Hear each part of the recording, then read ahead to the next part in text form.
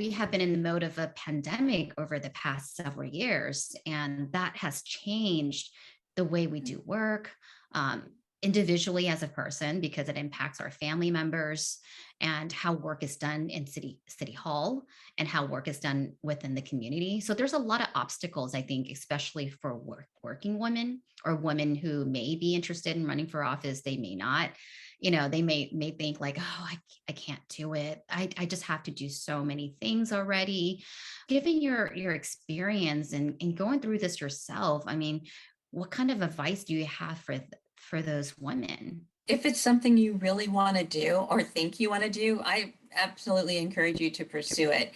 And the way I think that one of the best ways, obviously, is to seek somebody else that is in the position and talk to them. How did it affect you? So, how does it affect your family life?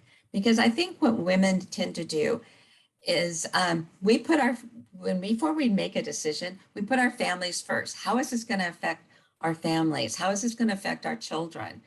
Uh, is this going to be the right thing for them as well as for me?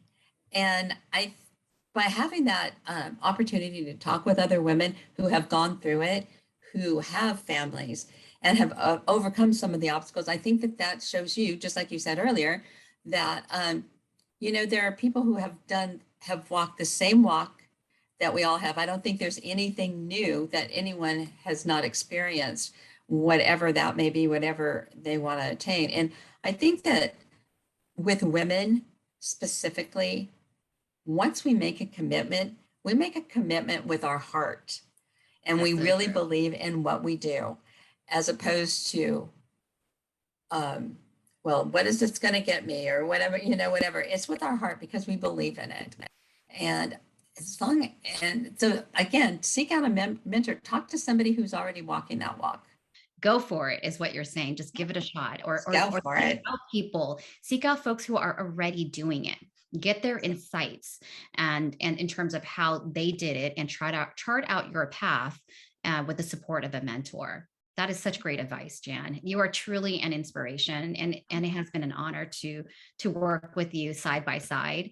It's a lot of fun, and to be able to see the organization grow and the work that we're doing now to help more women gain confidence and gain skills and gain more spots in leadership is something I'm so proud of. Yes. Thank you. Oh, well, no, thank you. And I thank all the women who are finally kind of realizing what power they really do have. So I am always so grateful when I see how many women are now putting themselves out there. And I'm also the newly elected president of Women in Municipal Government for National League of Cities. So I'm seeing it on a different in different states as well. But I have to say, our caucus is far and above anything else that's there throughout the country. So yes. Absolutely. Wow. I mean, there are some states that don't have a women's caucus. So that's Right. my goal as president of women. That's amazing. Thanks for sharing that. Thanks again for your time. I know you're very, very busy, and for sharing your morning with me and sharing your story, your journey, and advice to women who may be aspiring to run for office. Okay. Thank you, Annie.